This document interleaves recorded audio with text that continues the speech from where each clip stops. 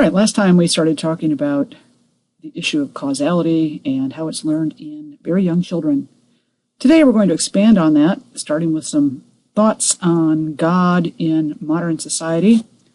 Then we're going to move on to a very interesting set of experiments, which we call the moral baby experiments, to determine, to the best of our ability, when the concept of moral behavior starts to infiltrate into the human mind as young children. And then we'll go on to a discussion of the so-called Princess Alice experiments, which looks at this a little bit later on in life. And in this case, in part 3, we'll specifically look at when supernatural explanations become part of a child's skill set.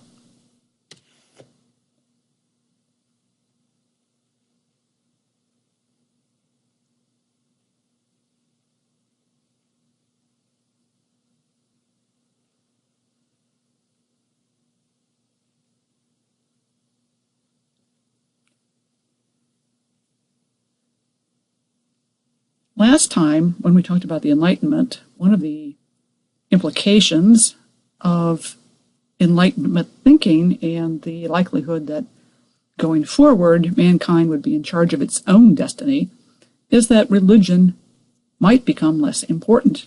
But I think you can see from these quotes, some of which are fairly old, some of which are quite modern, that alas, that has not taken place in any demonstrable form. So, from an ancient Greek source, quote, "When you close your doors and make darkness within, remember never to say that you are alone. Nay, God is awaiting, and our genius is within. And what need have they of light to see what you are doing?" Meaning the gods. Secondly, from a biblical Psalm 139, we have, quote, "O Lord, you have searched me, and you know me. You know when I sit and when I rise. You perceive my thoughts from afar. You discern my going out and my lying down. You are familiar with my ways." So God is with us always. He's omnipotent and omnipresent. He knows what we do all the time. And lastly, from a distinctly modern source, quote, "O God, if only God would give me a clear sign, like making a large deposit in my name in a Swiss bank account." So, Woody Allen, he's not going to play it straight, but he still believes in God. And that gets to the larger point of in modern society, which is run pretty much on science. Think about all the stuff around you, your phone, your television, your stove, your cooking utensils, your ATM card. These are all instances of modern science directly inserting itself in your life. So it would be foolish to argue that modern man is not living a science-based life. And yet, on a lot of issues, particularly social issues, modern people, modern Americans, have distinctly anti-science views.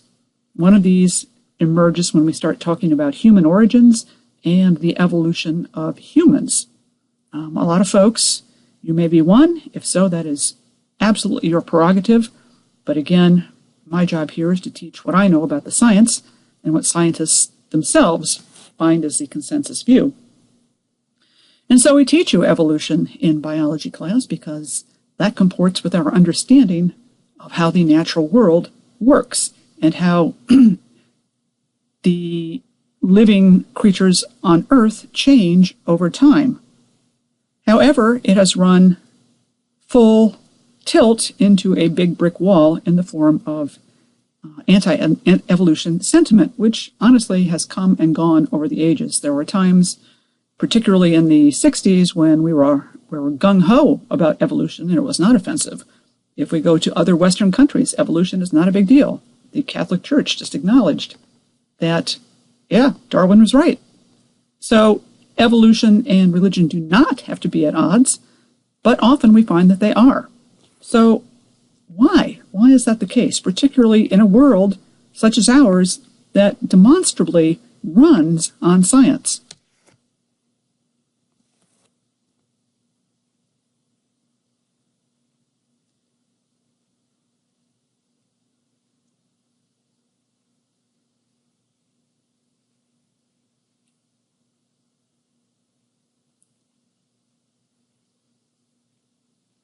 Well, one reason for all of this is that the human brain in children, while it's still developing, seems to have a proclivity for seeking supernatural causes and adopting a belief in God as part of our understanding of the world. And it turns out that the beliefs that we form, particularly in childhood, are held very deeply. Once they are instilled, they're difficult to dislodge or to change. We tend to hold on to them for dear life. And that is the case even if we are faced with contrary evidence.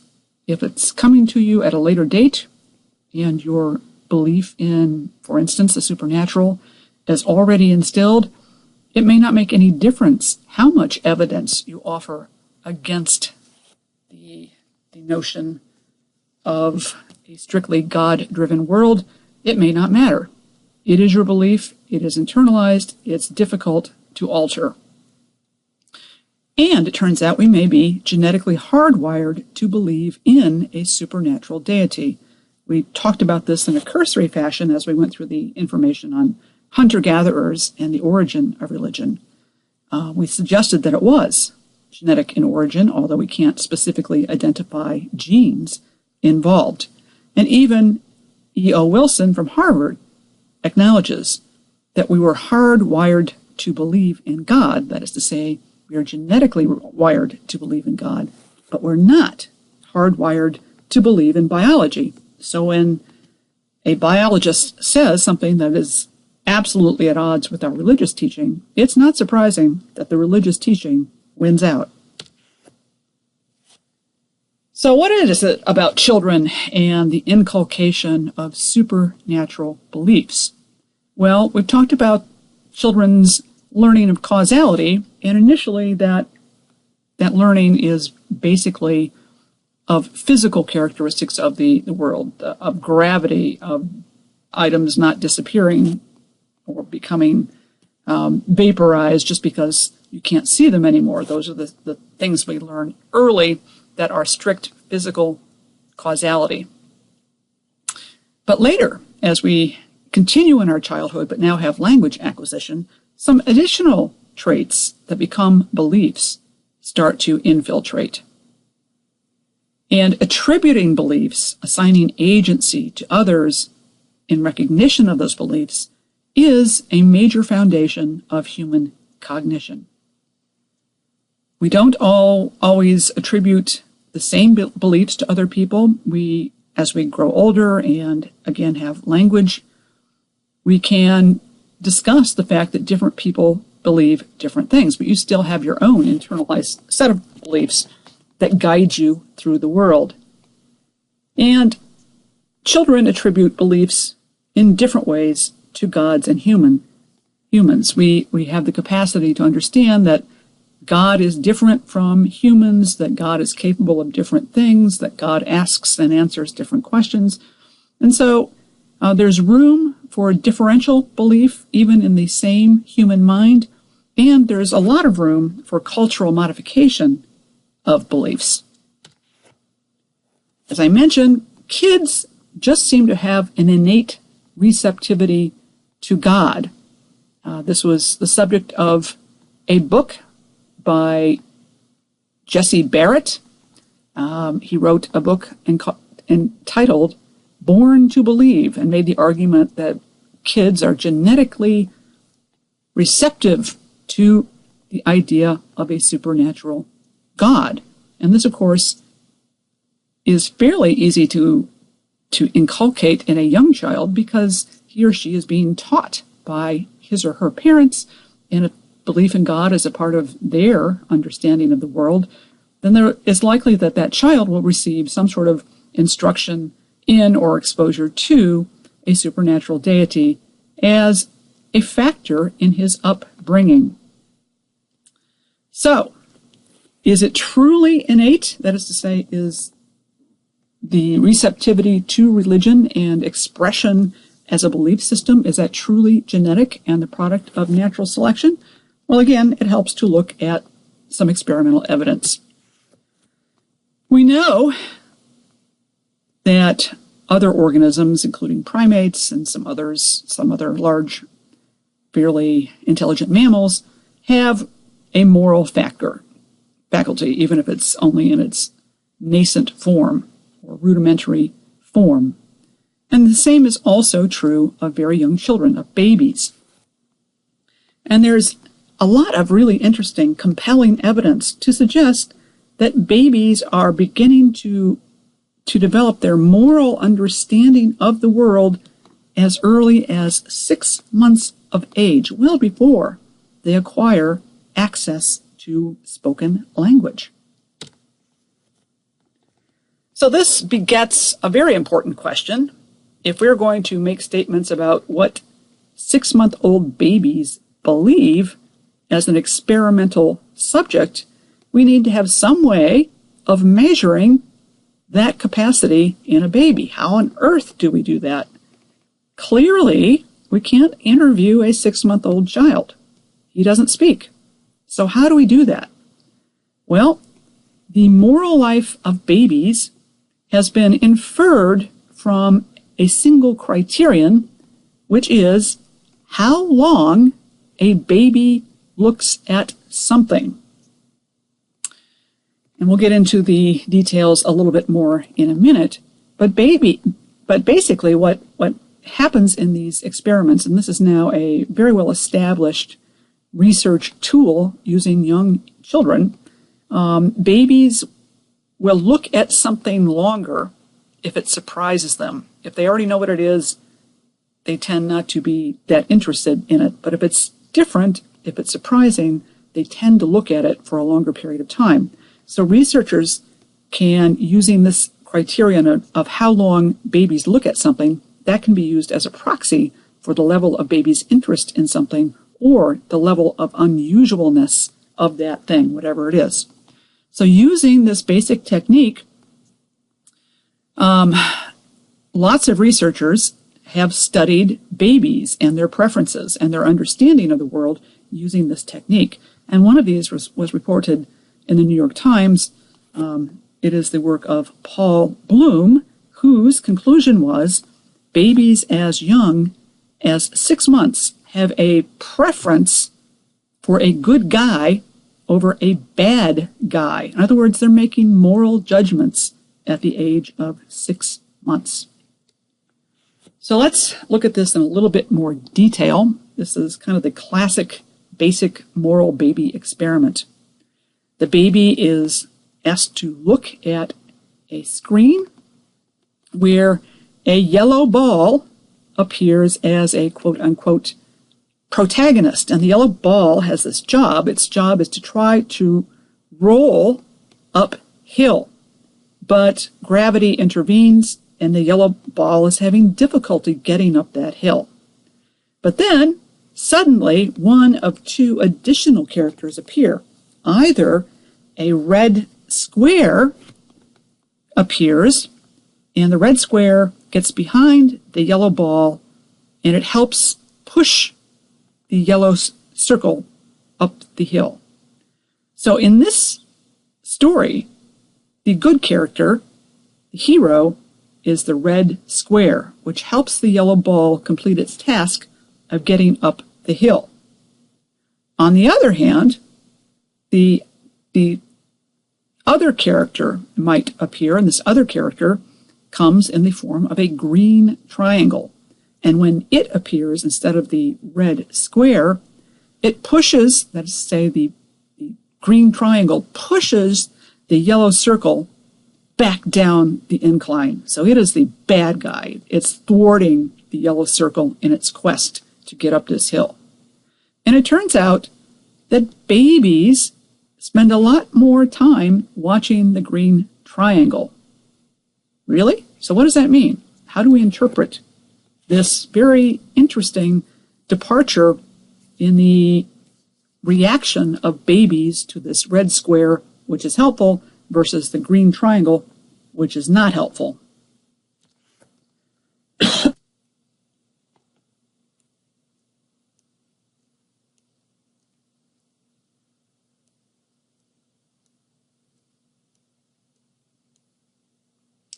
So how did this turn out? Well, babies, according to Bloom, expect things and people to be helpful. If they're not, if they're like the green triangle that actively thwarted the progress of the yellow ball up the incline, then they're surprised, and they spend more time looking at that. So, in Bloom's view of the world, babies are actively making moral judgments about geometric shapes at the age of 6 months. But is that really all there is? Well, Bloom did another experiment in which he made three-dimensional puppets of the shapes, and the experiments were repeated. And then, after that, when these shapes were put out on a tray and babies were allowed to choose a shape, what do you think happened? Did the babies choose the good guy or the bad guy?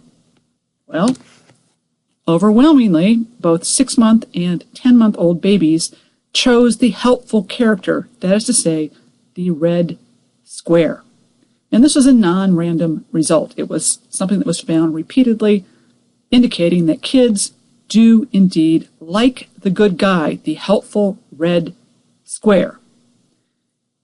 Importantly, Bloom decided to control for the relevant variables in the study. So it might be the case that babies simply prefer the color red or the shape that's a square. So to control for this, they did the same experiment, but in which the colors and the shapes of the characters were switched. But they got the same results, even with these changes in the color and the shape of the characters. So, these other controlled experiments reinforce the result that Bloom reported initially, namely that babies are making judgments about who is nice, who is good, and they preferentially like those characters who have these traits, indicating that babies do have a rudimentary sense of fairness, which we might call justice.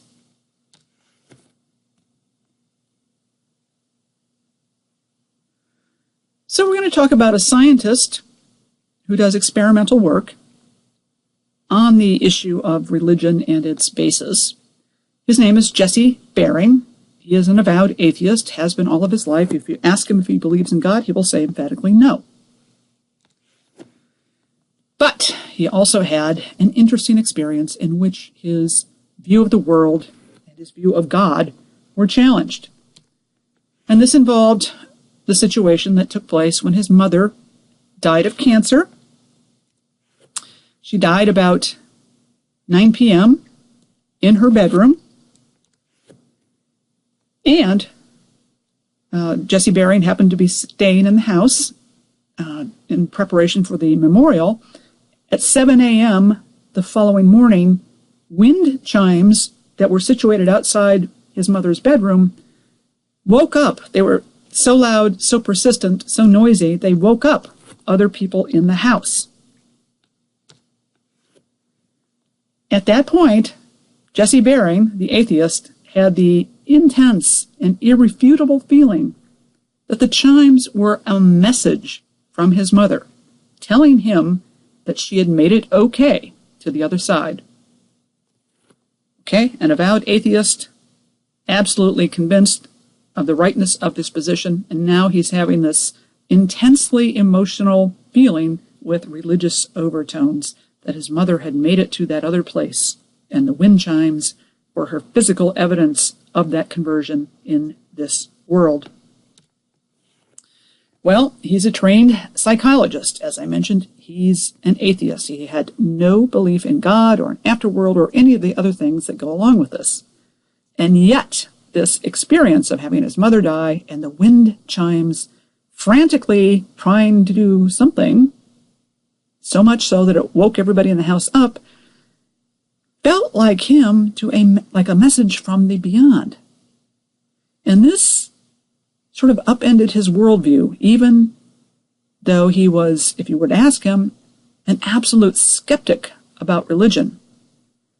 He still could not stop himself from perceiving what seemed like a supernatural event when his mother died.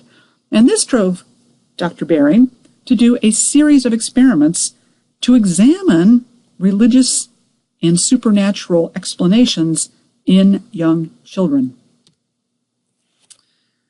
He hypothesized that young kids, and by this I mean between the ages of 3 and 11, young kids would have age-based ideas about the nature of events, and that there were 3 broad ways to mentally represent the cause of a given event. The first could be natural causality. In other words, normal physical forces were intervening to cause something to happen, such as a picture falling to the floor. So natural causality, like we all know it in everyday life, is the first possibility. Secondly, Baring proposed that children might believe in intentional agency. And in this case, intentionality, or whatever event took place, like the picture falling to the floor, would be caused by an abstract, invisible agent, but without any purpose to communicate a message. So if a picture falls from the wall, it could be a ghost, could be a spirit, could be a witch, could be a deity. But if that was the case, it was done without any purpose of communication.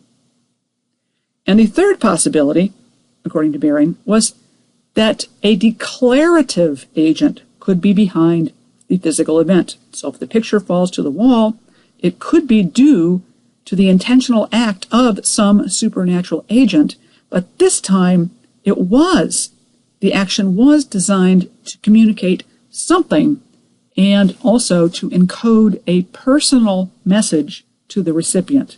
So those are the 3 possible causes of an event taking place.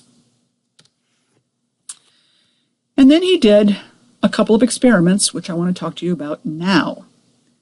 In experiment 1, the research question was, at what age do children begin to view unexpected events, such as a picture falling, to be a declarative event that is intentionally caused by an abstract agent? So, as I said, he was working with young children. I got the age range wrong before. It was 3 to 9-year-old children. And they were asked to play a game in which they were to guess the location of a ball that was hidden in one of 2 boxes. And they were told to explain which box they thought the ball was in by simply placing their hand on the box that they thought contained the ball. So, pretty easy. Now, the children were placed in one of 3 groups depending upon their age. The first one consisted of 3 to 4-year-old children, and in that case there were a total of 32 children, roughly half boys and half girls, 17 boys, 15 girls. The next older age range was 5 to 6. Here they had 26 kids, 14 boys, 12 girls, so about a 50-50 split yet again. Then, among the older children, we had the 7 to 9-year-olds. In this case, they had 22 kids. It was slightly biased towards boy, 14 boys, and 8 girls. The kids were given instructions about what to do, and then the kids were further divided into a control group, which received no additional instructions, particularly as regards unexpected events, and secondly, the experimental group, which were told that an invisible agent in the room existed, and that person, that agent, that invisible person or entity, would give them, the kids, some sort of sign if they placed their hand on the wrong box. So that's how the experiment was set up. And furthermore, in addition to the picture falling from the wall unexpectedly as the first event, there was a second kind of event, which was simply a light flashing randomly for no apparent reason. And the experiment then was to figure out, would children in the experimental and control groups assign the same kind of agency to these 2 different unexpected events? Now, to further train the children in the experimental group, those kids in the 3 different age groups were shown a picture of the entity known as Princess Alice. And they were told that Princess Alice could make herself invisible. In fact, Princess Alice was in the room with those kids at that very moment. They were also told that Princess Alice really liked the children and would help the children play the game and get the correct answer. They were told that Princess Alice would personally tell the kid when and if they had picked the wrong box. The kids in the control group heard nothing of Princess Alice. So here we have the responses among the 3 different age groups of kids. On this axis, oops, come back. Let's get our helpful little pin up here. The 3 to 4-year-old kids are represented in these 3 histograms. The white histogram is there to indicate they thought the events were taking place because of natural forces. The gray histogram is there to indicate the intentional agent explanation without any interest in declaring a message, and the black histograms signify declarative explanations. In other words, there was a supernatural agent and there was an intention to send a message to the kids. As you can see, the 3 to 4-year-olds overwhelmingly chose naturalistic explanations for those events. If we move on to the 5 to 6-year-old children, we get a much different result. Very few of the children went with a naturalistic explanation of the events. Rather, the 5 and 6-year-olds preferred an intentional explanation, but without any design to send a message. Although there were more kids in this age group than in the previous age group who thought that there might be an intention to declare a message. And then we get to the oldest kids in this experiment, and what we see here is that the majority of these kids thought that yes, there was a message being sent from something, and Princess Alice was the source of that message in the kids who got the information about Princess Alice.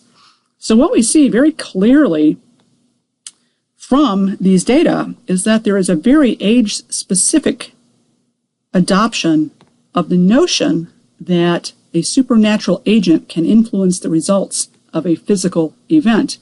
And it doesn't take strong root until the 7 to 9-year-old group, although it's beginning to form, at least in the form of agreeing that some sort of intentional agent can cause things to happen in 5 and 6-year-olds.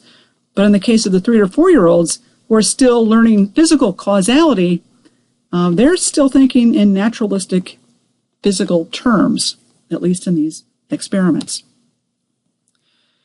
They noted that one of the pitfalls of the study was that the youngest children, the 3 and 4-year-olds, were not all that proficient in their language skills and were the most likely among the 3 groups to misunderstand the directions and simply not get to the idea that they're supposed to look for this ball without opening the box and that they're supposed to indicate where they thought it was by putting their hand on the box. But the important thing was that they didn't attach any agency to unexpected events. The picture fell, the light came on, but nothing beyond that was attached to it. Causal reasoning in middle age is generally not declarative. They could get behind the idea that there was a supernatural agent, but not that the agent was sending a message. However, the tendency to assign supernatural agency to an unexpected event increased with age, and indeed, by the time you get to the 7 to 9-year-olds, they were very receptive to the idea that not only was there a supernatural agent, but she was trying to send them a message, namely whether or not they'd gotten the correct choice about where the ball was. Then Jesse Bering did another experiment, which expanded upon the earlier work. In this case, the children were instructed how to throw a Velcro ball at a Velcro dartboard, and they were told that if they hit the bullseye, they would get a really cool special prize. But they were also given a set of rules that they needed to follow that made it basically impossible that they could win the prize unless they actively cheated.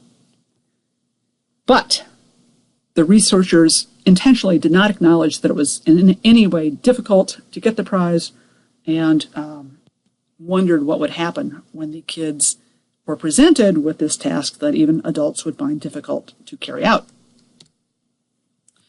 Again, the kids were divided into 3 groups. In the first group, the kids were left alone unsupervised and told to do this task.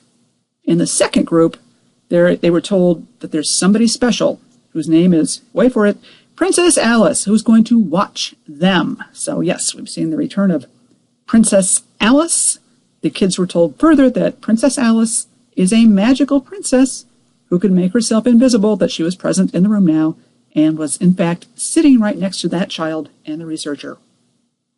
So the interest was in finding out whether, when told there was a supernatural overseer in the room, whether that would alter the children's moral behavior when it came to cheating. Finally, there was a third group of children who were shown a picture of a human experimenter, and they were told that that person would be with them in the room while they did the test. So the person dressed in a white lab coat would come into the room, sit down, and watch them do the task.